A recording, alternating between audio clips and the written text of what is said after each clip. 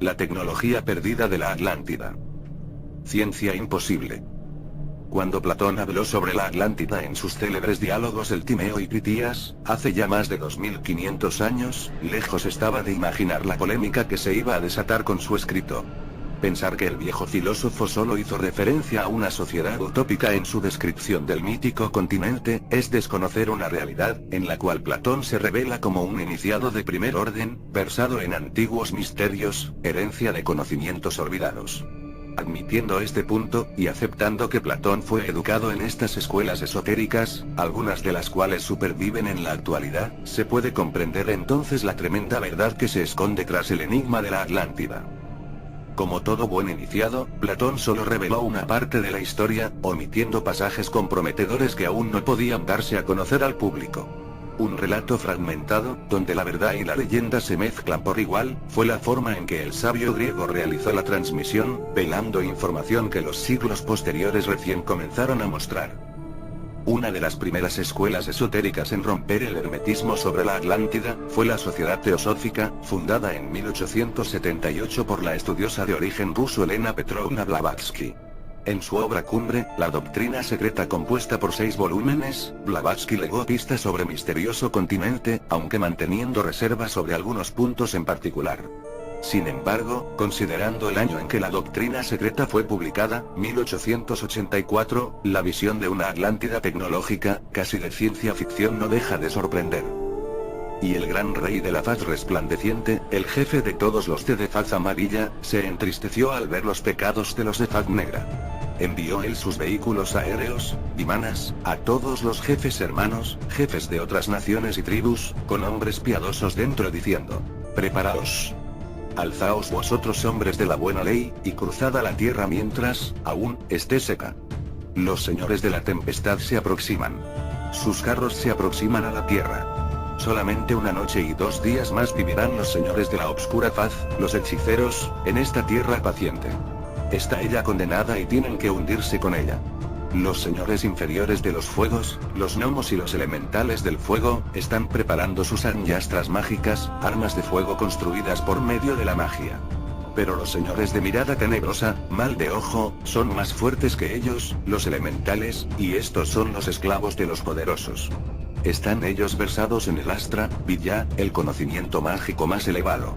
Venid y usad los vuestros, esto es, vuestros poderes mágicos, para contrarrestar los de los hechiceros.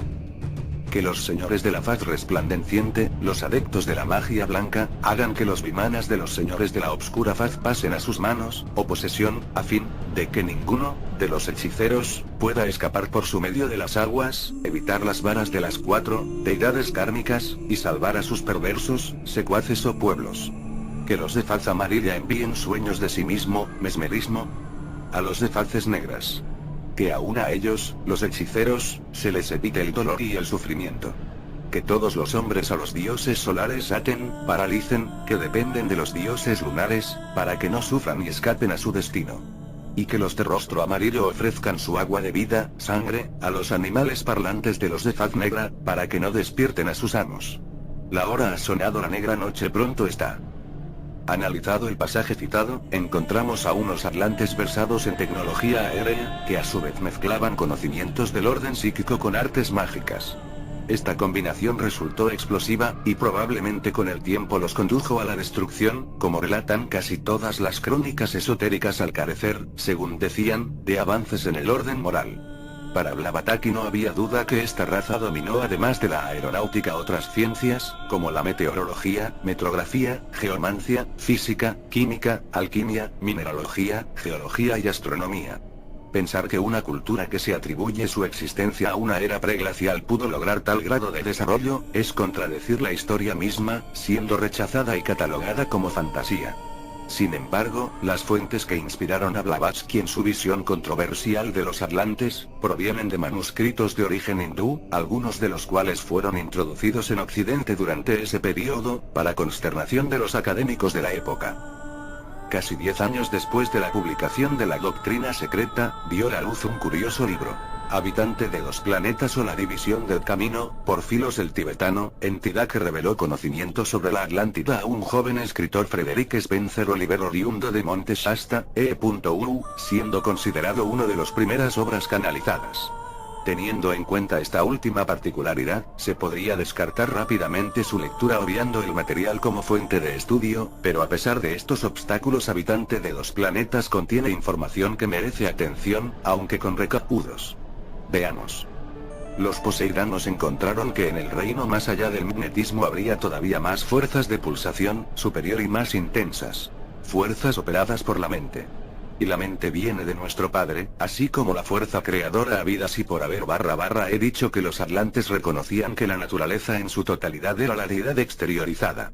Su filosofía afirmaba que su fuerza se movía, no en líneas rectas sino en círculos. Es decir, que siempre retornaba al mismo lugar. Si el dinamismo que estaba operando en el universo actúa en progresiones circulares, entonces un aumento de vibración infinito posible para la substancia única sería un concepto insostenible. Debe haber un punto en el círculo donde los extremos se encuentran y recorren el camino otra vez, y esto lo encontramos entre la catocidad y el magnetismo. Así como la vibración trajo la substancia al reino de la luz, también debe sacarla. Esto es lo que hace, la lleva a lo que los poseidanos llamaban Nabaz, el lado de la noche de la naturaleza, donde la dualidad se manifiesta, el frío oponiéndose al calor, la obscuridad a la luz, y donde la polaridad positiva se opone a la negativa, todas las cosas son antípodas. El frío es tanto una entidad substancial como el calor, y la obscuridad como la luz. Hay un prisma de 7 colores en cada rayo de luz blanca. También hay un prisma séptuplo de entidades negras en la más negra penumbra, la noche está tan preñada como el día. El investigador poseidano, pues, llegó a reconocer las maravillosas fuerzas de la naturaleza las que podía manejar para el uso de la humanidad. El secreto se había descubierto. El descubrimiento era esa atracción de esa gravitación, la ley del peso, se había puesto contra la repulsión de la levitación. Que la primera pertenecía al lado luminoso de la naturaleza, y el segundo a Nabaz, el lado de la noche. Que la vibración gobernaba la oscuridad y el frío a través de esta sabiduría, fue posible para la Atlántida ajustar el peso, positividad, a la falta de peso, negatividad, tan equitativamente que no se manifestaba una lucha. Este logro fue muy significativo. Significaba navegación aérea sin alas o abultados tanques de gasolina, porque usaban la ventaja de la repulsión por medio de la levitación opuesta en fuerza igual a la atracción de la gravitación. Que la gravitación de la substancia única gobernaba y era parte de todos los reinos fue un descubrimiento que resolvió el problema de la conducción de imágenes de luz, fotos de formas, así como de sonido y calor, exactamente como el teléfono que conoces también conduce imágenes de sonido, solo que en poseída no se requerían alambres u otro material conductor, a ninguna distancia, ya sea teléfonos o telefotos, ni siquiera en la conducción de calor. Y hablamos de 1894. Para pensar en años posteriores la bibliografía acerca de la Atlántida crecería en número, aunque los autores evitaban introducir el tema tecnológico, punto polémico que provocaba encendidos debates entre los investigadores, que buscaban convencer a la comunidad científica de interesarse en la posibilidad de la existencia de aquel continente esquivo, casi fantasma. ¿Cómo podía lograrse este objetivo, si a la problemática que sumaba aceptar un supuesto continente desarrollado en plena era secundaria, sindicado como puente entre las Américas y Europa, además, se especulaba con una ciencia casi de vanguardia y tan de avanzada que más de la Tierra parecía originada por visitantes espaciales? Tal razonamiento no tenía cabida, y no entraba en ninguna mente racional. Sin embargo, algunos osados continuaban por esta vía, uno de los cuales fue el vidente norteamericano Edgar Cayce. Quien fuera conocido como el profeta durmiente nació en Hopkinsville, Kentucky el 18 de marzo de 1877.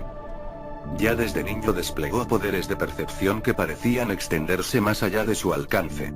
A la edad de 6 o 7 años, aseguró a sus padres que le era posible ver y hablar con visiones, en ocasiones con parientes que habían fallecido recientemente. Sus padres atribuyeron esto a la imaginación demasiado activa de un niño solitario, influido por el dramático lenguaje de las reuniones religiosas populares en ese sector del país.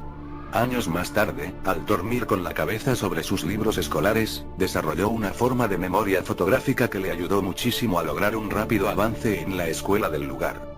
Sin embargo, esto se desvaneció y desapareció con el tiempo y Edgar estuvo solamente en actitud de terminar el 7º grado antes de tener que buscar su propio lugar en el mundo.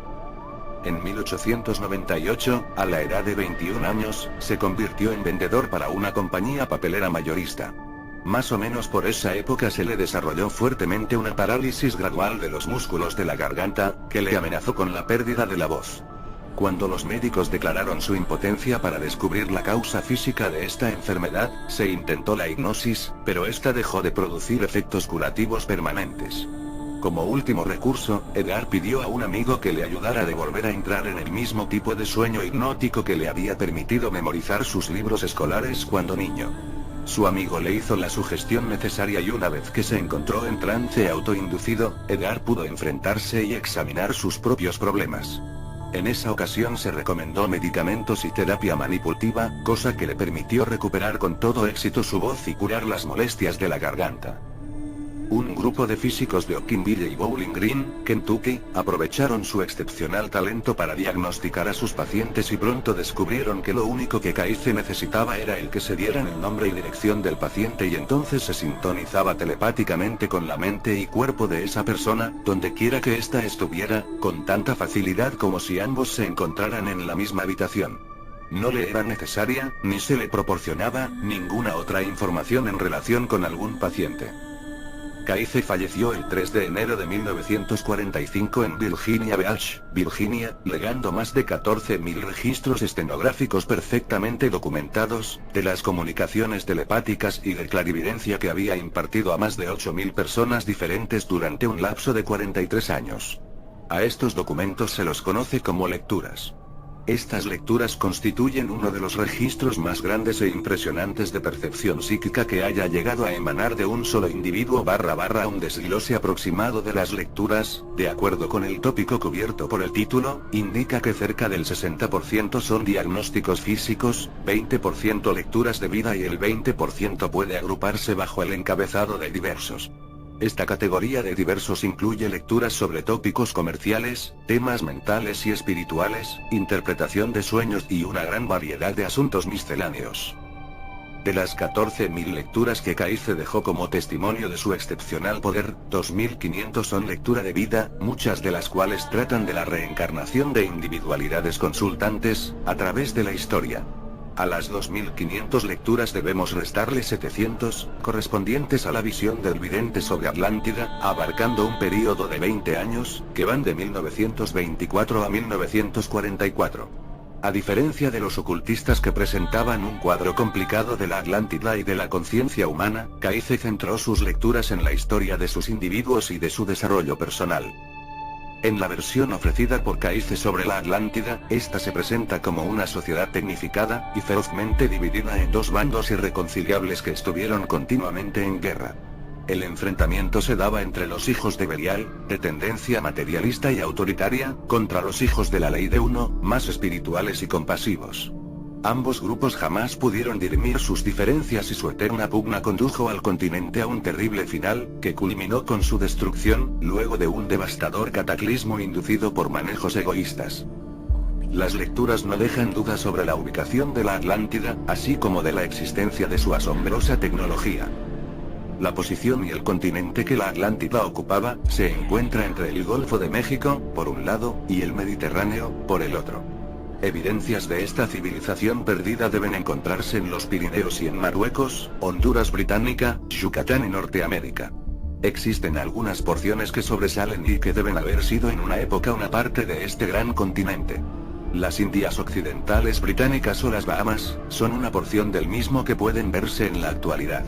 Si se llevara a cabo una investigación geológica en alguno de estos lugares, especialmente y de manera notable en Bikini, y la corriente del Golfo por esta proximidad, estas quizás lleguen todavía a determinarse. Febrero de 1932. En Tierra Atlante, durante los períodos de máxima expansión, en relación con modos, medios y maneras de proporcionar mayores comodidades al pueblo de la Tierra, cosas para el transporte, el aeroplano, como ahora se llama, pero que entonces se conocían como naves del aire, pues viajaban no solo en el aire sino también en otros elementos. Enero de 1941.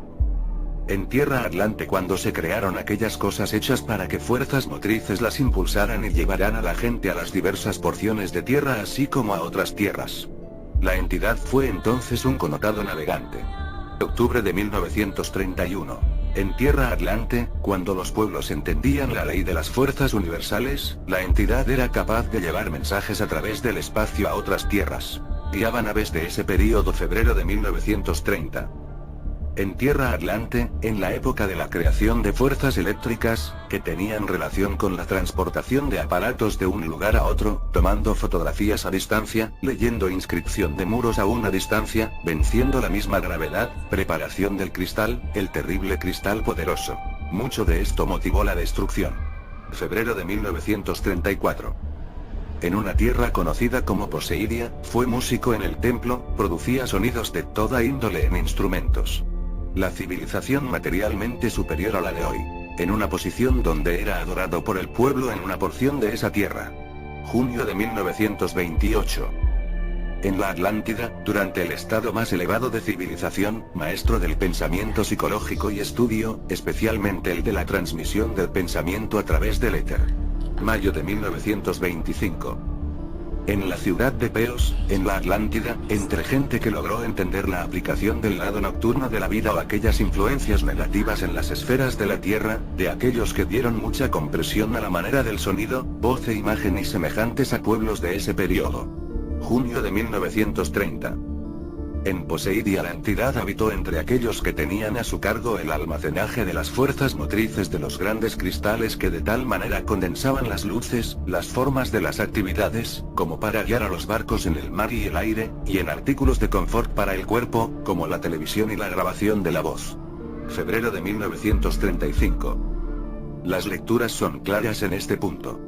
Estudios de telepatía, psicología, medios de comunicación como la televisión, navegación aérea y por mar, así como manejo de energías poderosas, tal vez del tipo nuclear. Conocimiento de electricidad y fotografía. Mención de cristales como fuerzas motrices, de las cuales extraían casi toda su ciencia para la manipulación de estos aparatos. Cabe mencionar que muchos de los adelantos mencionados por Caice, recién se hicieron realidad en años posteriores, lo cual no deja de ser inquietante. Como el lector debe suponer, nadie tomó en serio esta información sobre la Atlántida, siendo estas interpretaciones ignoradas como fruto de la fantasía y apartadas del estudio riguroso, por sus desvaríos. Pero el tiempo se encargaría de demostrar cuán delicada puede ser la línea de cordura, cuando se trata del continente perdido. Cuando Caice se refirió a la Atlántida, no solo mencionó su antigua ubicación y tecnología, sino que también dio precisiones sobre cómo localizar algunos de sus restos. En especial se refirió a Bimini como la zona en la cual centrar las investigaciones. La primera referencia data de 1926. Sí, tenemos la tierra llamada Bimini, en el océano Atlántico, y es la parte más elevada que quedó sobre las olas de un continente que una vez fue grande, sobre el cual la civilización ahora existe en el mundo encontró gran parte de lo que utilizaría para alcanzar tal civilización. En 1933 dijo: en las partes sumergidas de la Atlántida, o Poseidia, donde todavía puede descubrirse una parte de los templos, bajo el cieno de siglos del agua del mar, cerca de lo que ahora se llama Bimini, junto a la costa de Florida.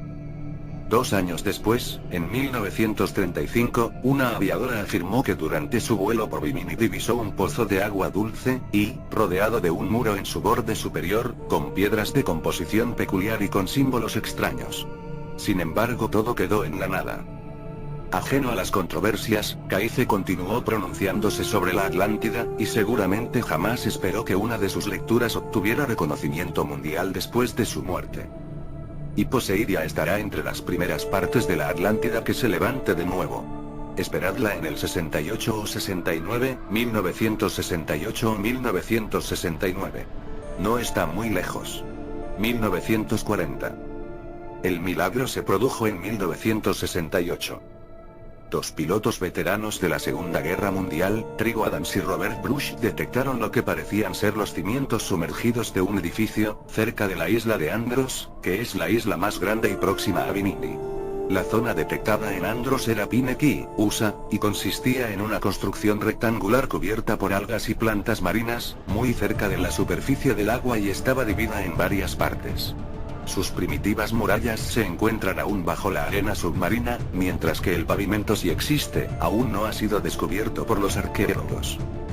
Los primeros comentarios sobre esta edificación no se hicieron esperar y entre los argumentos esgrimidos para descalificarlo, se sugirió que podía tratarse de un fortín levantado por los conquistadores españoles, aunque no pueden explicar cómo se encuentra bajo el mar, una especie de trampa para atraer peces, aunque cuesta trabajo creer que se construyera una estructura de piedra tan perfecta para tan vulgar finalidad, o incluso un depósito submarino, conchas, esponjas o tortugas. Por otra parte, la construcción mostraba similitudes con la arquitectura maya. Seguidamente un nuevo hallazgo salió a la luz. Una construcción ciclópea en piedra de 900 metros de profundidad y a 1 kilómetro, aproximadamente a la orilla del norte de Bimini. Los descubrimientos tuvieron lugar gracias a los esfuerzos de J. Mason Valentine, antropólogo y arqueólogo. Dmitry Rybakov, inventor y arqueólogo submarinista, y Jacques Mayol, campeón mundial de inmersión subacuática sin escafandra. Bautizado como carretera o muralla de las Bimini, a primera vista, y desde un bote cuando el mar estaba especialmente claro y no había movimiento en la superficie, era, según las palabras de Valentine, un extenso pavimento de piedras lisas, rectangulares y poligonales de diverso tamaño y grosor que, obviamente, habían sido diseñadas y alineadas para formar una estructura muy armoniosa. Era obvio también que estas piedras habían permanecido sumergidas durante un largo periodo, a juzgar por los bordes de las más grandes, que se habían alisado y le daban una apariencia de almohadones o trozos de pan gigantescos. Algunas eran absolutamente rectangulares y en ocasiones casi formaban perfectos cuadrados. Las piezas más grandes, que tenían un largo de unos 3 a 5 metros, por lo menos, estaban colocadas a menudo a lo ancho de las avenidas situadas en forma paralela, mientras las más pequeñas formaban pavimentos tipo mosaico y cubrían secciones más amplias, y las avenidas compuestas por las piedras, son paralelas y de bordes rectos. La más larga está constituida por una serie doble, interrumpidas por 2 expansiones que contienen piedras lisas y muy grandes, sujetas en los extremos por piezas verticales, como los antiguos dólmenes de Europa Occidental. El extremo suboriental de esta gran carretera termina en una esquina hermosamente curva. Los 3 cortos diques, construidos con grandes piedras cuidadosamente alineadas, tienen una anchura uniforme y terminan en piedras angulares. Mason Valentine, quien fuera motor del descubrimiento, venía trabajando en la zona desde 1958, tomando fotografías desde avionetas. A sabiendas que la plataforma subacuática de las Bahamas se encontraba sobre el nivel del mar durante el período glaciar, y quedó sumergida por la subsiguiente elevación del nivel de las aguas, intentaba probar la hipótesis geológica que decía si las grandes plataformas sumergidas de las Bahamas eran tierra seca en tiempos relativamente recientes, como parece ser cierto, ahora estando hundidas bajo agua de poca profundidad, forzosamente tendrán que mostrar indicios de su antigua ocupación por el hombre primitivo. El arqueólogo pensaba que la carretera de Bimini podría tratarse de una ruta ceremonial que llevaba a algún lugar especial, y que sus constructores tenían relación con las antiguas culturas sudamericanas, razas prehistóricas capaz de transportar y de colocar en posición piedras ciclópeas, y que lo hacían de una manera que sigue siendo un misterio para nosotros. Para la arqueología oficial, estos descubrimientos solo eran hallazgos fortuitos, no relacionados con las misiones psíquicas del Caice. Tampoco pensaban que eran construcciones realizadas por el hombre, ya que enseguida fueron considerados como caprichos naturales, en especial la carretera. La sugerencia que antiguos habitantes de la zona de la región habían realizado estas edificaciones sonaba al absurdo, ya que el hombre americano, según las tesis más ortodoxas, no habría ni siquiera existido en la época de esas supuestas realizaciones arquitectónicas, datadas en miles de años. Eso no impidió que las expediciones a la zona aumentaran, y muchas solventadas por organismos prestigiosos, que se apuraron a registrar esas ruinas, ya catalogadas como malditas, que aunque despotricadas en público no cesaban de generar interés oficial. Esta controversia aún sigue en nuestros días, pero no es este lado del tema que deseamos abordar, nuestro objetivo es otro, aunque guarde estrecha correspondencia con lo hasta aquí citado. En medio de la batalla que la arqueología oficial llevaba adelante en contra de estos postulados, surgió otro descubrimiento, un descubrimiento que pasó casi desapercibido, y que podría catalogarse como uno de los más malditos de todos los sucesos relacionados con la Atlántida. Un verdadero OPART. Tuvo lugar en 1970. Un submarinista, el Dr. Ray Brown, conocedor de las Islas Berry, en las Bahamas donde había buscado galeones españoles, con tesoros allí hundidos, se encontró de pronto con un tesoro inesperado. En una entrevista que le realizara Charles Berlitz, que incluyó en su popular obra La Atlántida el octavo continente, contó: cuando regresamos a donde habíamos estado con anterioridad en busca de galeones hundidos, se alzó un violento temporal. Fue tan violento, que tuvimos que capearlo, en vez de regresar a puerto. Nos embestían olas de 1,54 y 2,5 m, y perdimos casi todos nuestros aparatos. Por las mañanas advertimos que las brújulas giraban locamente y que los restantes instrumentos magnéticos no funcionaban. Emprendimos rumbo al nordeste de la isla. Las agujas estaban embarradas, pero, de repente, vimos edificios bajo el agua. Aquello parecía ser una amplia zona al descubierto de una ciudad sumergida. Éramos 5 submarinistas, y los 5 nos lanzamos al agua, en busca de cuanto pudiéramos encontrar. A medida que nadábamos, el agua fue aclarándose. Me encontraba cerca del fondo, a unos 40 m, y preocupaba mantenerme a la par que submarinista que me precedía. Moví la cabeza hacia donde caía la luz del sol y, a través de las embarradas aguas, vi una forma piramidal que brillaba como un espejo. A unos 10 o 12 m de la cumbre había una apertura. Sentí cierta renuencia a meterme allí, pero entré. La apertura formaba un corto túnel que desembocaba en una habitación interior. Vi algo que brillaba. Era un cristal sostenido por 2 manos metálicas. Tenía puesto los guantes e intenté arrancar el cristal. Conseguí sacarlo de su soporte. Y tan pronto lo tuve en mis manos, me di cuenta que había llegado el momento de irme de allí, para no volver. No soy la única persona que ha visto estas ruinas. Otras las han visto desde el aire y dicen que tienen una anchura de 7,5 kilómetros y una longitud de 1,5 kilómetros. En posteriores entrevistas Brown amplió el relato, brindando detalles aún más desconcertantes. La superficie de la pirámide parecía un espejo. Las piedras estaban perfectamente pulidas y el trabajo era fantástico. Le di vueltas a la cúspide 3 veces. Durante la tercera vuelta descubrí una abertura.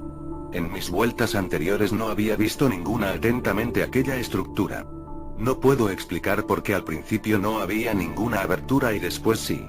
Sobre el templete hallado al trasponer la abertura dijo: se trataba de un ala sobre la cual se alzaban 2 manos de bronce, cuyas palmas parecían de oro y sostenían la esfera de cristal de cuarzo, o el cilindro de unos 8 cms de diámetro que descendía de la bóveda piramidal del techo y cuyo extremo disponía de una piedra roja desgastada que, a modo de punta de lanza, apuntaba sobre la esfera de cuarzo, la cual despedía una luminosidad propia y radiante.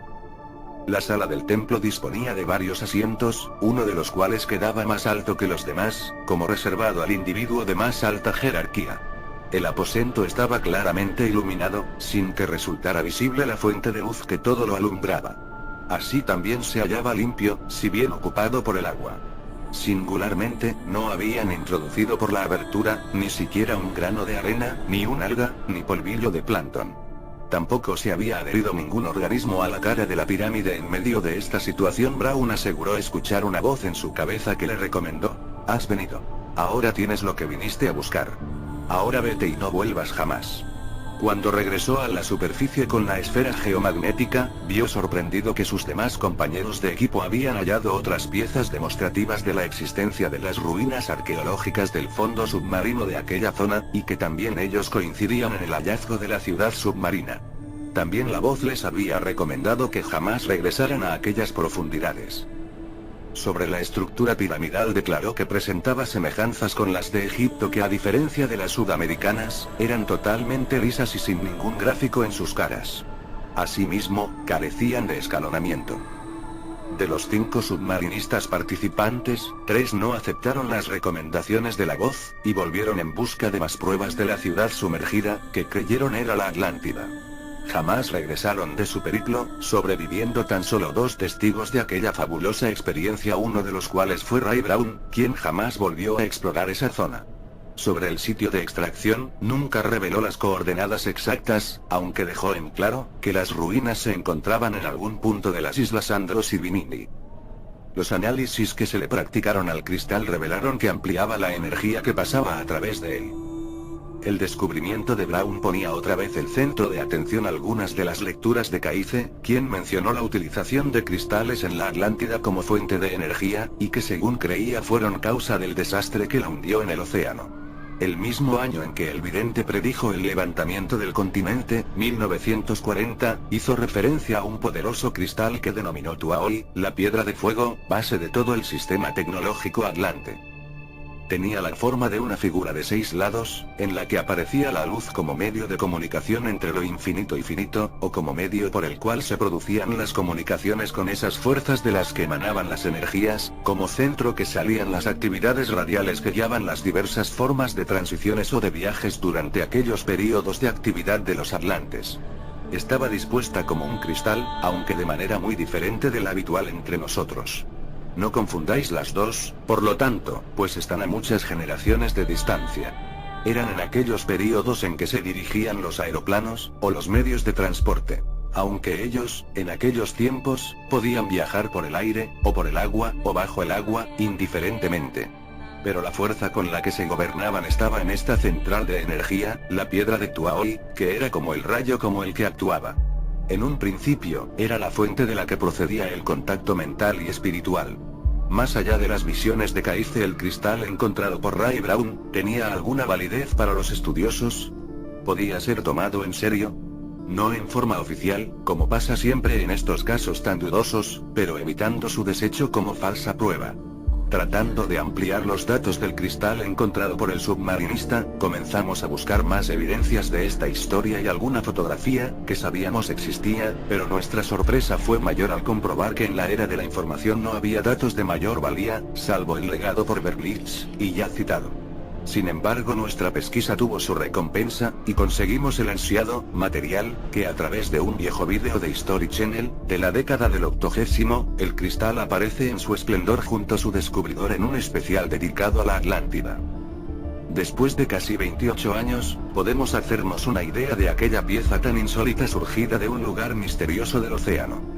Debemos destacar que los programas de aquella época, se mostraban más permisivos en cuanto a imágenes, y no tenían miedo de esbozar teorías más osadas que las actuales, cada vez más conservadoras. ¿Será ese el motivo, que este tema jamás se menciona asociado con la Atlántida? Pero vayamos al cristal majestuoso, para juzgar con nuestros propios ojos si nuestra persistencia obtuvo su premio. El cristal fue mostrado por primera vez en 1975, 5 años después de su descubrimiento. Consciente de su hallazgo y temiendo una confiscación, Ray Brown, como ya dijimos, no reveló jamás el lugar de extracción, y mantuvo el secreto para siempre. Los primeros asistentes que pudieron contemplar la extraña pieza, describieron diferentes sensaciones transmitidas por el cristal, que parecía poseer propiedades inusuales desafiando leyes físicas conocidas. En primer lugar, el cristal presentaba una estructura piramidal de 3 caras, distribuidas de mayor a menor tamaño. Uno de los primeros efectos que causaba el cristal, es el estado alfa, donde aquellos que caían inducidos en este trance, mencionaron una cuarta pirámide en el primer plano de las otras 3. Desde otro ángulo y en condiciones especiales, muchos testigos pudieron ver un gran ojo humano mirándolo serenamente. El cristal parecía cambiar caprichosamente de forma, y según Ray Brown, aparecían miles de pequeñas líneas de fractura, similares a los circuitos microscópicos.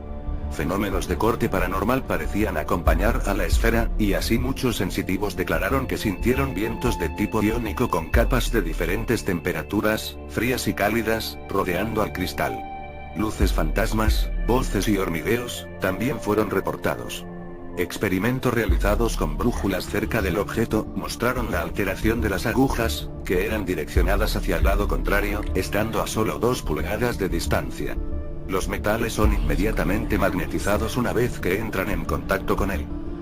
También se registran curaciones, ya que personas enfermas fueron sanadas por la esfera, pero transmitiendo la dolencia a la siguiente persona en tocarla, como si pudiera extraer o activar trastornos humanos a voluntad. Para muchos el cristal del Ray Brown es un amplificador de energía, una especie de radiotransmisor y sintonizador de frecuencias cósmicas, potenciadas por la pirámide que lo cobijó, hasta su retiro por el submarinista. Es innecesario decir que las cualidades descritas en este objeto, no encuentran paralelismo con ninguna tecnología terrestre y rompe con todos los esquemas conocidos. Un sinnúmero de interrogantes se plantean con su existencia, interrogantes, que en la actualidad no pueden ser resueltos al ser ignorado el paradero de la pieza, así como el de Ray Brown. No extrañaría que algún coleccionista privado haya pagado una buena suma por la esfera, que en la actualidad no encontraría espacio histórico sustentable, y es mejor tener oculta hasta mejor oportunidad de exhibición. Pero si pensaban que este cristal es el único testimonio a presentar en esta historia, tenemos reservada una sorpresa. Invitamos al lector a trasladarse al cono sur del continente americano, en la zona cordillerana de Chile. El caso que ahora vamos a conocer, tuvo lugar en 1995. La noticia que se difundió es que en el volcán de Licancabur, a 6.000 metros de altura, ubicado en la región de San Pedro de Atacama, norte de Chile, se encontró una bola de cristal en el fondo de la laguna del cráter. El descubrimiento lo realizó Henry García Buzo de Jacques Cousteau. No pasaría de ser una curiosidad más, si no fuera porque la bola de cristal parecía mostrar extrañas anomalías, que escapaban a cualquier explicación racional. Como único testimonio del hallazgo quedó una fotografía, retrato obtenido por Ana Mara Barón, arqueóloga chilena participante de la expedición que ascendió al volcán durante esa época, y que buscaba batir un récord de buceo en alta montaña. Gracias a una entrevista realizada a Barón por el investigador peruano Ricardo González, conocimos más detalles de lo ocurrido durante aquel ascenso. Veamos algunos extractos. ¿Y la esfera qué era aquello? En verdad no lo sé, lanzó a boca de jarro sorprendiéndonos, pero era extraordinaria y brillaba. Era una cosa especial y entonces como sincerándonos nos dijo: por esas cosas que a veces uno no entiende, antes de involucrarme en esta expedición, tuve una charla con un hombre de acá de San Pedro. Es un amigo, un hombre mayor y muy sabio en las creencias andinas. Me habló de la importancia de ir al volcán, de subir con humildad, y que era necesario pedirle perdón, porque allí estaba el secreto para que todo saliera bien. Me encontraba en un momento de mi vida donde tenía muchas preguntas, se estaban diversos cambios. Y sus palabras fueron exactas. ¿Y entonces subió con esa actitud a la cumbre del Licancabur? Claro. Respondió segura, por ello pienso que la aparición de la esfera en el cristal, fue un regalo del Licancabur. ¿Cómo ocurrió? Consultamos. Fue de pronto, nos dijo, Henry salió con algo brillando en sus manos, diciendo: mira lo que tengo para ti, Ana María. Entonces se acercó, y allí noté que era una esfera perfecta. Cuando Henry se acercó con el cristal, sentí como si este me transmitiese una energía muy especial, que me hizo sentir muy bien. Sentí incluso que el tiempo se detuvo, y que de esta esfera salió una esfera de energía que me liberó de todo lo malo que yo tenía ahí, y... Ansiosos interrumpimos una nueva pausa de la arqueóloga. Entonces le pedí a Henry que posara y le tomé la foto que conocen de la esfera, contestó, es prácticamente el único testimonio gráfico del hallazgo. Y otro detalle extraño, añadió, es que la esfera empezó a quemar el guante de Henry. Pero no fue por esto que la esfera cayó en la laguna. Lo que sucedió que al querer cruzar a la otra orilla para que el resto del equipo la pudiera filmar, dejó caer accidentalmente la esfera. Inmediatamente se lanzó a buscarla pero no la volvió a encontrar. ¿Qué piensa que era aquel objeto? ¿Tiene alguna explicación racional? Queríamos escuchar la última palabra sobre este enigma. Miren, nos dijo entonces tomando impulso, soy arqueóloga, y los que les comento escapa a cualquier parámetro establecido. Quizás la esfera quemó el guante de Henry, porque estaba hecha de un cristal transparente, capaz de concentrar como una lupa los rayos del sol. Sin embargo, como les digo, era una cosa especial y presenté todo esto en un congreso de arqueología acá en Chile, reflexionaba, y casi me toman por loca. No puedo decirles qué era ese cristal, o quién lo puso allí. Pero eso sí, lo hallamos en la laguna del Licancabur. En el año 2000, 5 años después de la desaparición de la bola de cristal, se apersonó una nueva expedición del lugar con el objetivo de rescatar la esfera de la profundidad de la laguna. Al parecer lo lograron y prueba de ello es que le mostraron la esfera a Barón. La arqueóloga manifestó que la esfera tenía muchas semejanzas con la hallada por el buzo francés, sin embargo la persona que hizo el hallazgo empezó a tener una serie de problemas y percances en su vida desde que hurtó el cristal de Licancabur. Como si se tratase de una maldición, no le habría quedado otra opción que devolver el cristal al volcán, y así liberarse de los males que le perseguían. Para la realización de este trabajo tomamos la vía más arriesgada en cuanto a la Atlántida, por no decir temeraria. Nuestro enfoque se basó en aquellos documentos y crónicas que, imbuidos del factor psíquico, no son tomados como fuentes de consultas y que para los especialistas están descartados como material de lectura, al carecer del rigor científico solicitado para discutir la problemática atlanteana.